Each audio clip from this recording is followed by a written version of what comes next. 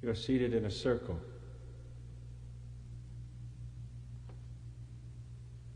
This circle is a visible symbol of an invisible unity. It is a primitive expression of the kingdom of God on earth as it is in heaven. The reason you are here, the motive power of your constancy in the cause of God, is the mighty covenant. The center of that covenant is Abdu'l-Baha.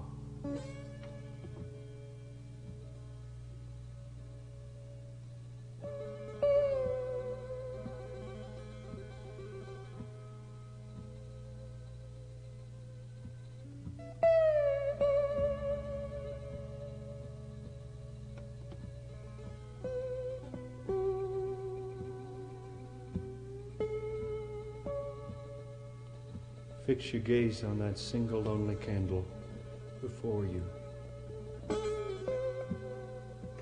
There is light all around. You know that. But imagine what it would be like to see only that tiny flame in the darkest night. Utter blackness. Total lack of light. That candle is all the light there is.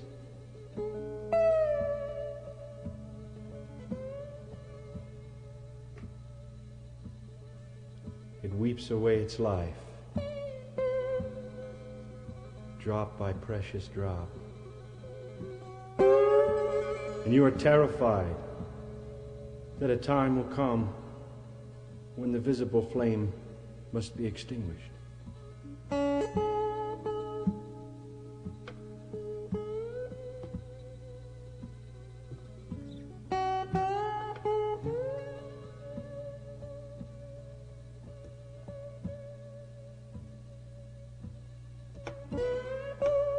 Constantly the candle speaks to you, pleading, commanding, cajoling, tempting.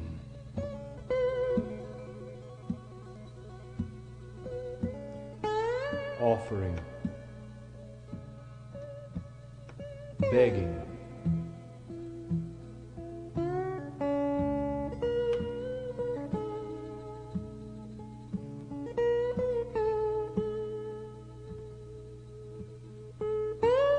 Tells you you are also a candle.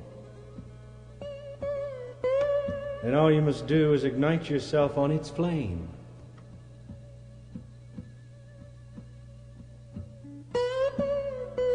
All people in the world must do that, and there will be perpetual light.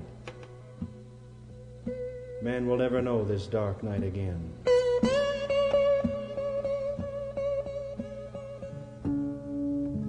Consider. This was the condition of the Western world upon the ascension of Baha'u'llah. That candle was the mortal frame of Abdu'l-Baha. The flame, heat and light, was the power of the covenant.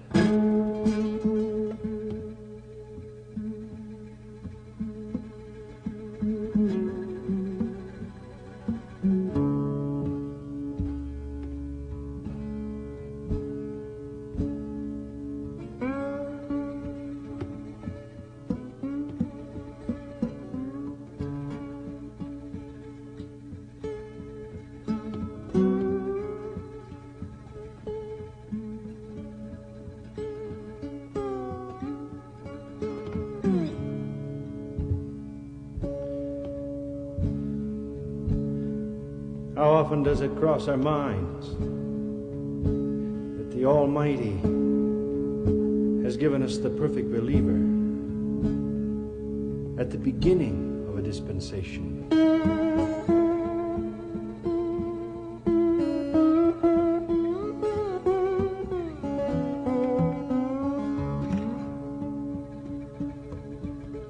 We won't have to wait 1,000 years for one to develop.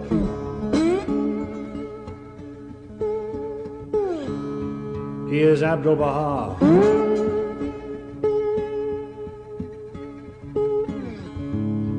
He was created for that task.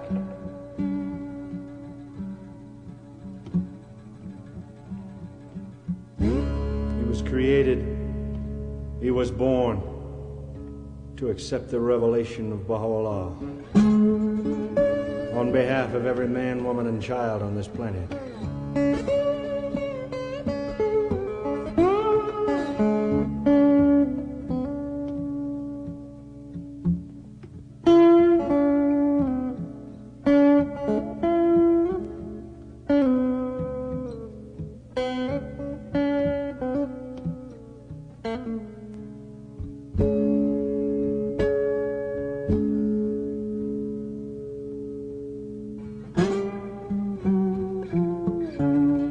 Given the power to wield in our behalf that humbles the mind to contemplate.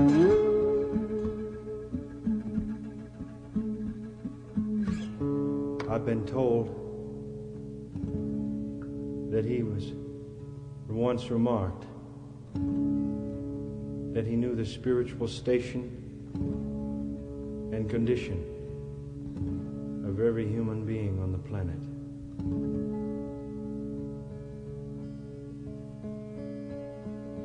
Abbas Effendi, Mystery of God,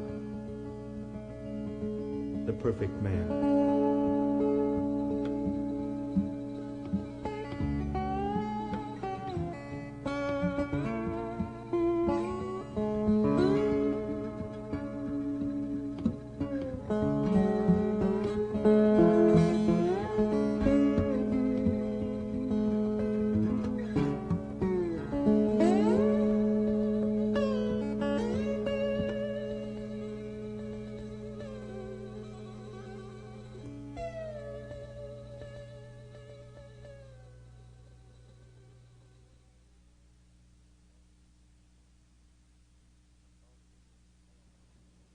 My father was much with Baha'u'llah. One night, Baha'u'llah, as he walked back and forth in his room, said to my father, "At stated periods, souls are sent to earth by the mighty God with what they call the power of the great ether. And they who possess this power can do anything. They have all power. Jesus Christ had this power. The people thought of him as a poor young man whom they had crucified. But he possessed the power of the great ether. Therefore he could not remain underground. This ethereal power arose and quickened the world. And now look to the Master, for this power is his."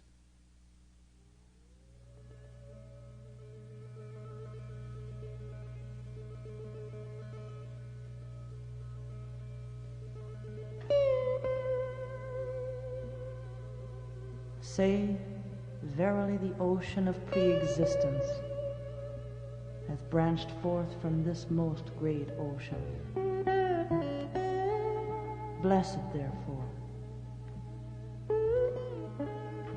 is he who abides upon its shores, and is of those who are established thereon. Verily this most sacred temple of Abha, the branch of holiness, hath branched forth from the Sadratul Muntaha. Blessed is whosoever sought shelter beneath it, and is of those who rest therein.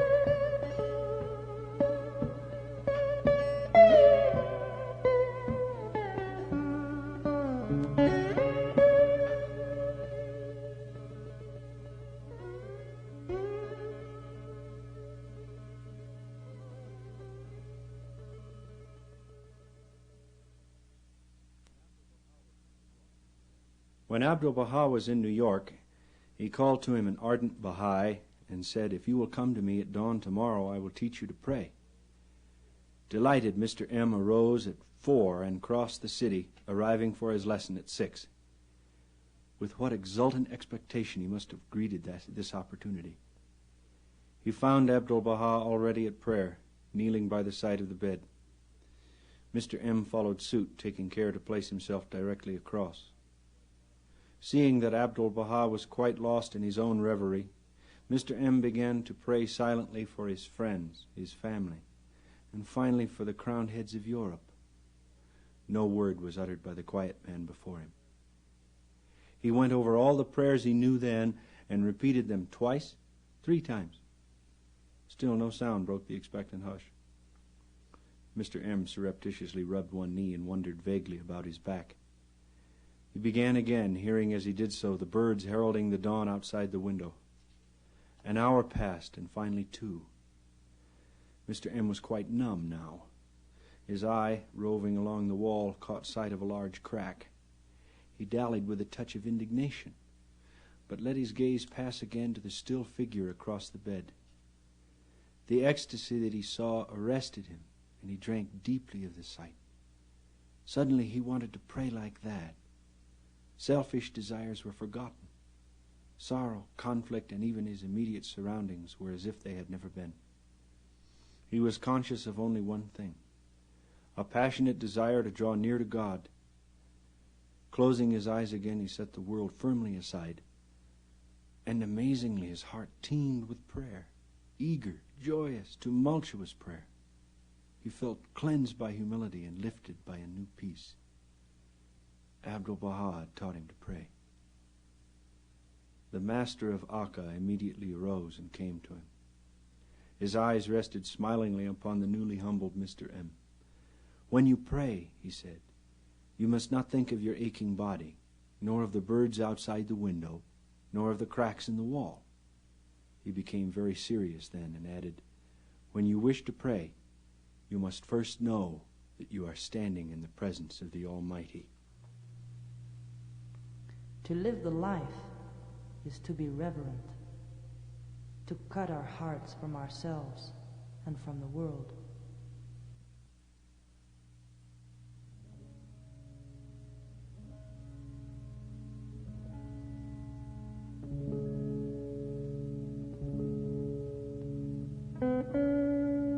Say verily, the branch of command hath sprung forth from this root, which God hath firmly planted in the ground of the will, the limb of which has been elevated to a station which encompasses all existence.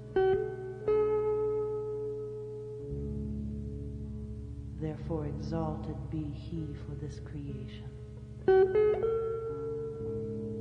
the lofty, the blessed, the inaccessible, the mighty.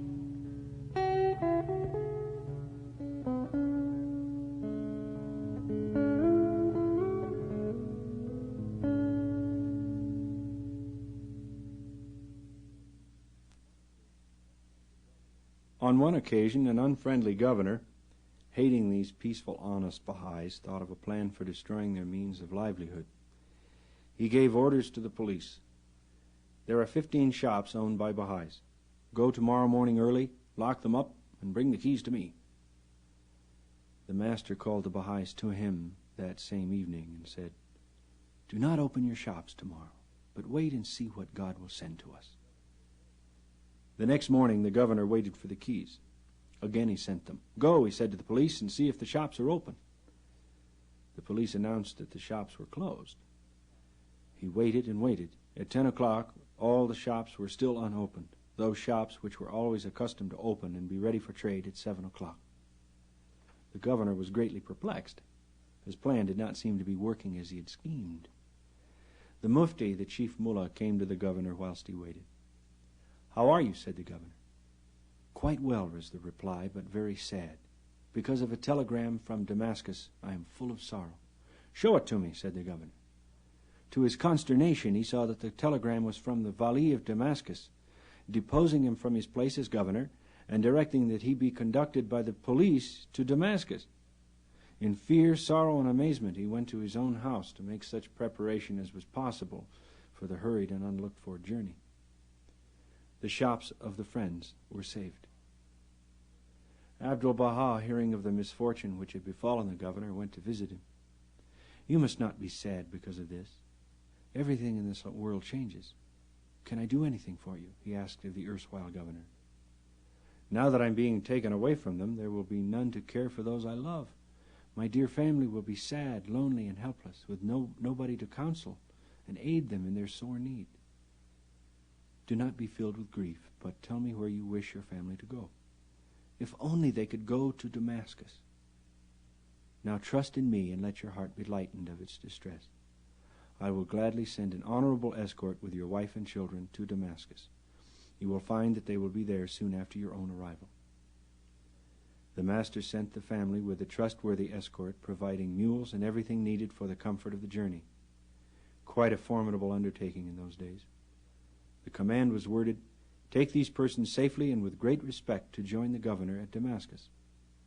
A telegram was dispatched after they had set out. "I have sent your family to Damascus. They will very soon arrive in safety." When they arrived in Damascus, the governor, being greatly rejoiced, inquired of the escort as to the cost of the journey. "It is nothing. I am but obeying the command of the master." The governor then wished to give the escort a present for himself. "I desire no recompense. I am but obeying the master's command. I can accept nothing."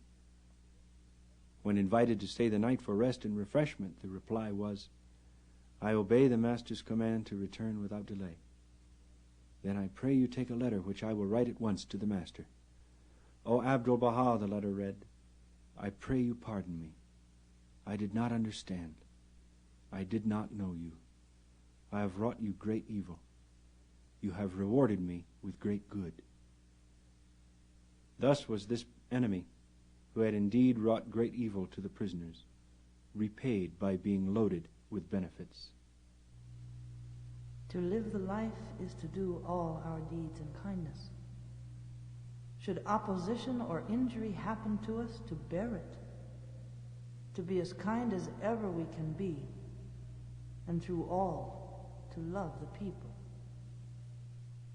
Should calamity exist in the greatest degree, to rejoice, for these things are the gifts and favors of God. To be silent concerning the faults of others, to pray for them, and to help them through kindness, to correct their faults. To always look at the good and not at the bad. If a man has 10 good qualities and 1 bad one, look at the 10 and forget the 1. And if a man has 10 bad qualities and 1 good one, look at the 1 and forget the 10. To live the life is never to speak 1 unkind word about another, even though that other be our enemy.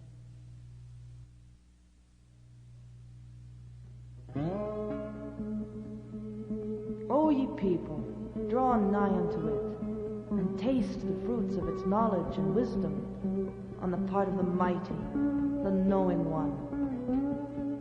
Whosoever will not taste thereof shall be deprived of the bounty, even though he hath partaken of all that is in the earth. Were ye of those who know.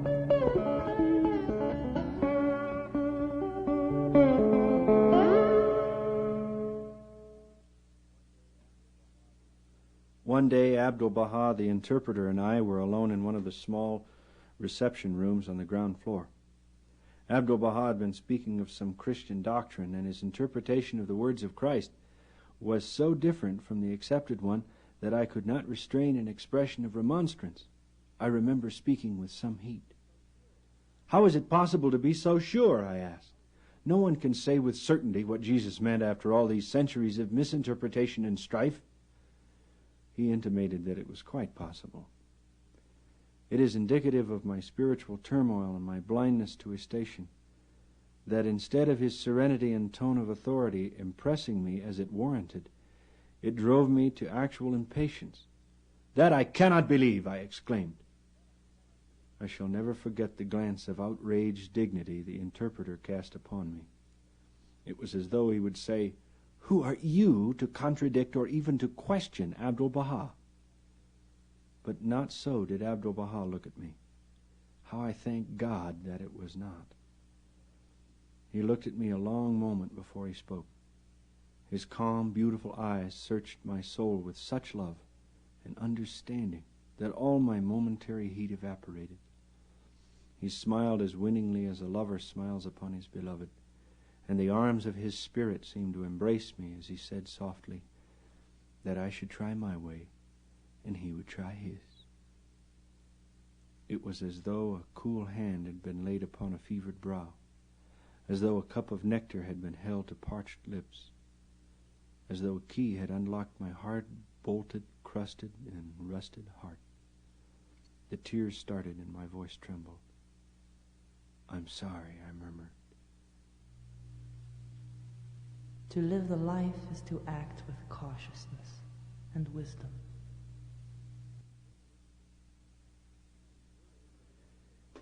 In the very early days of the knowledge of the cause of Baha'u'llah in America, Mrs. Getzinger was in Akka, having made the pilgrimage to the prison city to see the Master.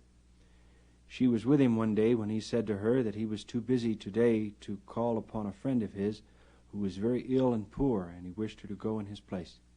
"Take him food and care for him as I have been doing," he concluded. He told her where this man was to be found, and she went gladly, proud that Abdu'l-Baha should trust her with this mission. She returned quickly. "Master," she exclaimed, "surely you cannot realize to what a terrible place you sent me. I almost fainted from the awful stench, the filthy rooms, the degrading condition of that man in his house. I fled lest I contract some terrible disease." Sadly and sternly Abdu'l-Baha regarded her.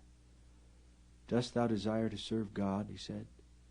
"Serve thy fellow man, for in him thou dost see the image and likeness of God." He told her to go back to this man's house. If it is filthy, she should clean it. If this brother of yours is dirty, bathe him. If he is hungry, feed him. Do not return until this is done. Many times had he done this for him, and cannot she serve him once?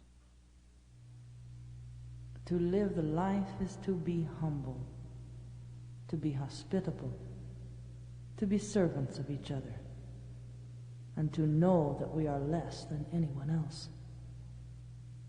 To live the life is to be kind to all people and to love them with a pure spirit, to be a cause of healing for every sick one, a comforter for every sorrowful one, a pleasant water for every thirsty one, a heavenly table for every hungry one, a star to every horizon, a light for every lamp, a herald to everyone who yearns for the kingdom of God.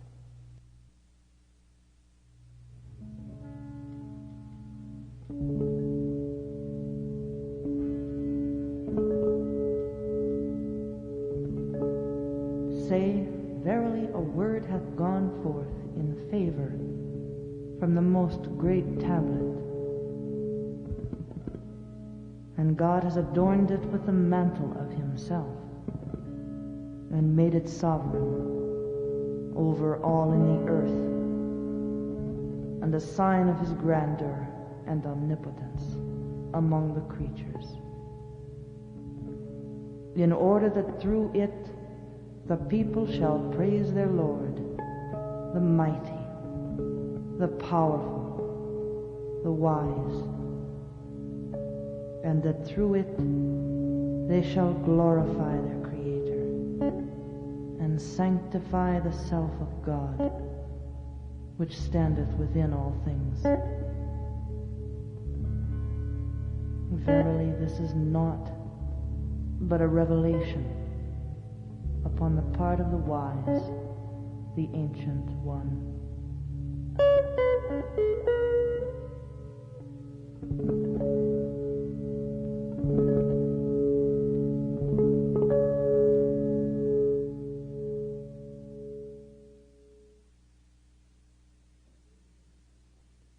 One day a woman asked to be permitted to see the master.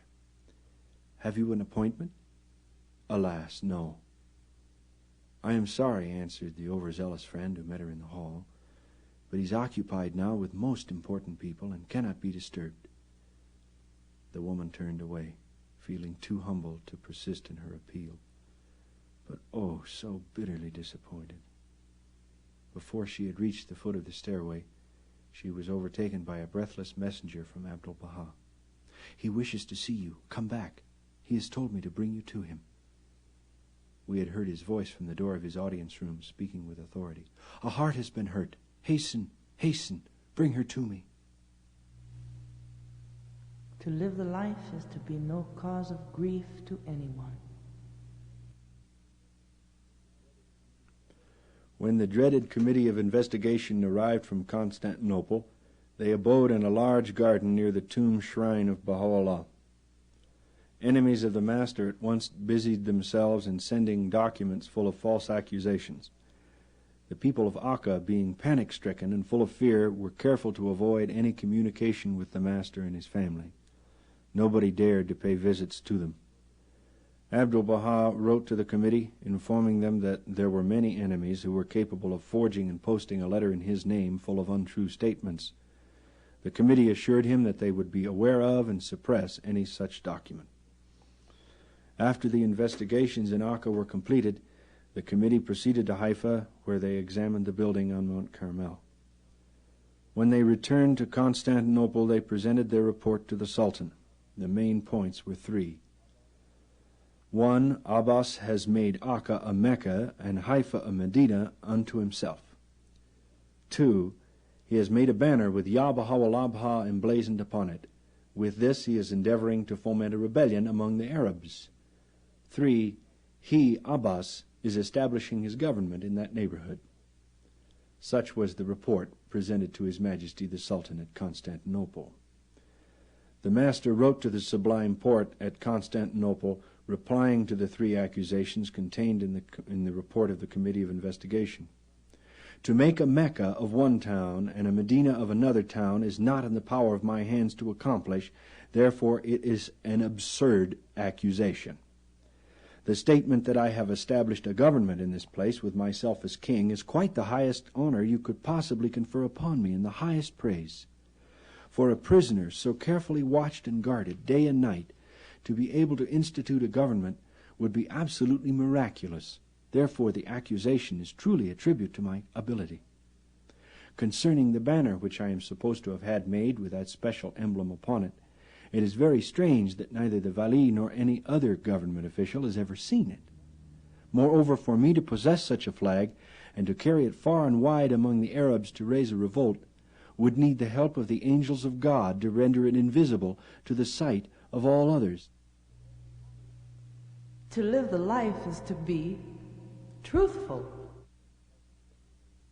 When the Sultan eventually received the report of that committee of investigation, he sentenced the master to banishment. But before the decree was carried out, the Young Turk Revolution took place.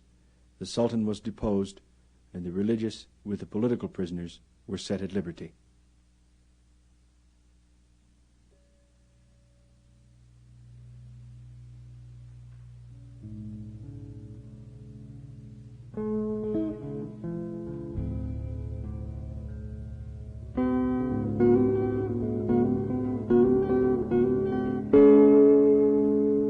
Say, O people, praise ye God for its manifestation. For verily it is the most great favor upon you, and the most perfect blessing upon you. And through him every moldering bone is quickened.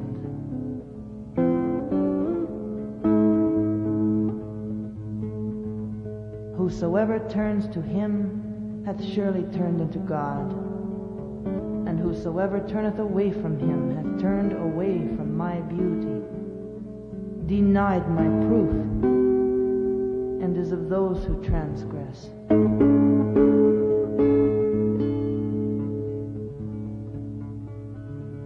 Verily, he is the remembrance of God amongst you. his trust within you.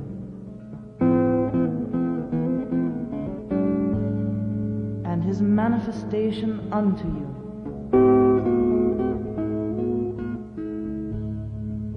And his appearance among the servants who are nigh. Thus have I been commanded to convey to you the message of God, your Creator. And I have delivered to you that of which I was commanded. Whereupon thereunto testifieth God, then his angels, then his messengers, and then his holy servants.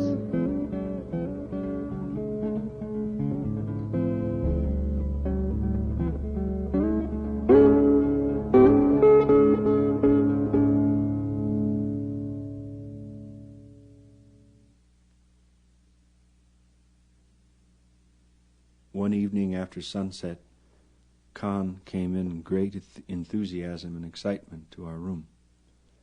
"Do you remember," he asked, "that Abdu'l-Baha said he would answer all the letters we brought to him from America before we left?" "Yes, I do." "Then come quickly. It is too wonderful. The master is pacing to and fro in his sitting room. I cannot see the secretary, and he is replying to those letters as if he had known the inmost secret of the writers' hearts from the cradle. Yet he has never met nor seen one of them. You can see him from the corridor beyond the little room, each time he passes the open doorway." So, Rahim being peacefully asleep, I returned with Khan to his post outside the doorway which led to Abdu'l-Baha's long room, with its many windows looking over the Bay of Akka to the Mediterranean beyond. I heard the dear master's beautiful voice, and then saw him as he strode by the doorway of his lighted room. We were in the dark, looking through the small darkened antechamber. I recall how never at the daily luncheon table, and never at the late evening dinner, and never at any time had I satisfied my longing to gaze more fully upon the master's beautiful, noble, and spiritual face. I used to glance admiringly at the snowy scarf-enfolded headdress, and at the beautiful silver-white hair falling softly to the shoulders, and at the lofty arch of his forehead, at the expression of his eyes, indescribable in human language. Now they seemed blue, and now brown, and again partly of each color, or hazel, but always illumined, loving, and understanding.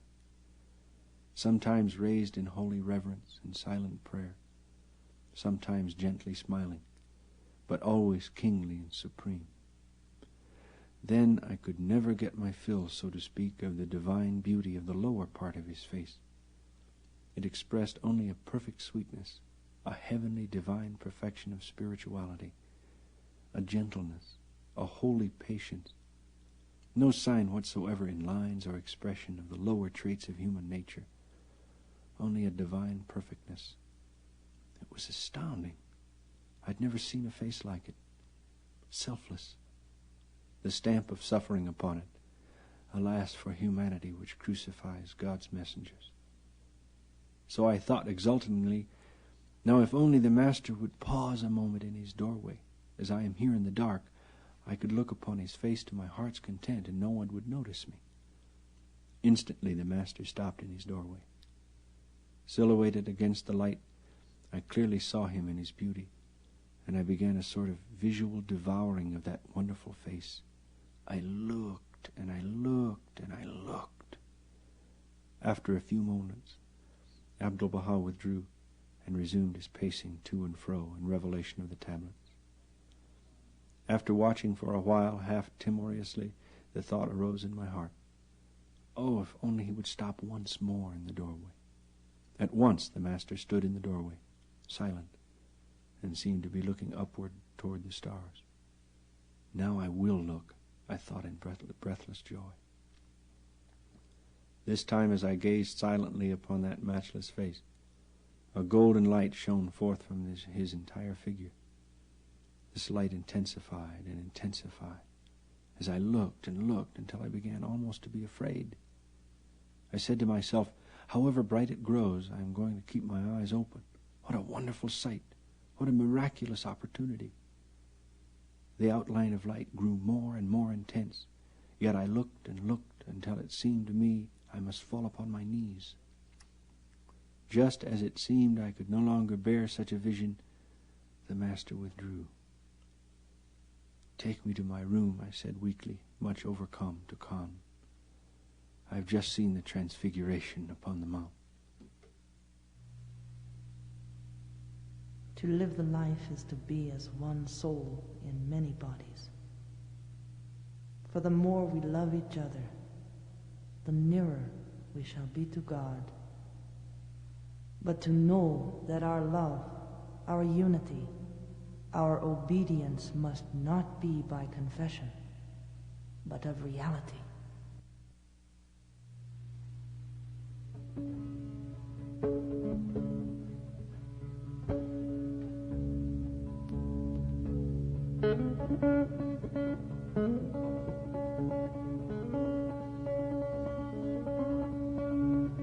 Inhale the fragrances of the Rizwan from his roses, and be not of those who are deprived.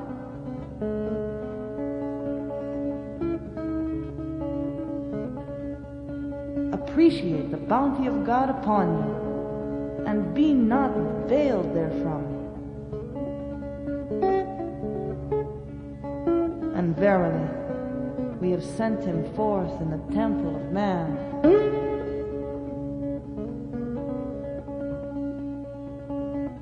Thus praise ye the Lord, the originator of whatsoever he willeth, through his wise and inviolable command.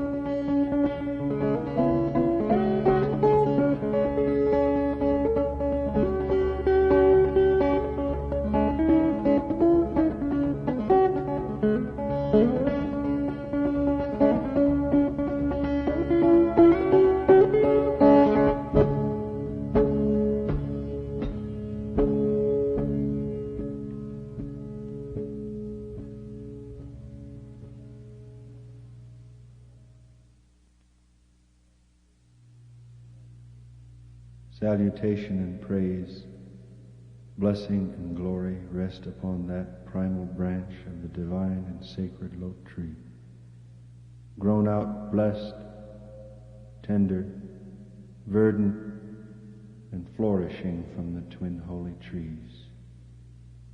Bless thou, O Lord my God, the divine lote tree. The most wondrous, unique, and priceless pearl that doth gleam from out the twin surging seas. Upon the offshoots of the tree of holiness, the twigs of the celestial tree, they that in the day of the great dividing have stood fast and firm in the covenant. And its leaves, and its boughs, and its branches, and its stems, and its offshoots.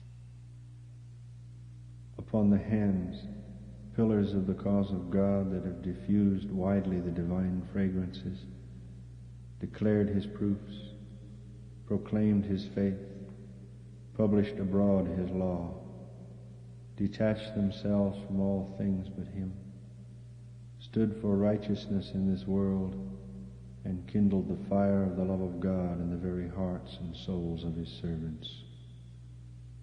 As long as thy most excellent titles will endure, and thy most august attributes will last. Upon them that have believed, rested assured, stood steadfast in his covenant, and followed the light that after my passing shineth from the dayspring of divine guidance. For behold, he is the blessed and sacred bough that hath branched out from the twin holy trees. Well is it with him that seeketh the shelter of his shade, that shadoweth all mankind.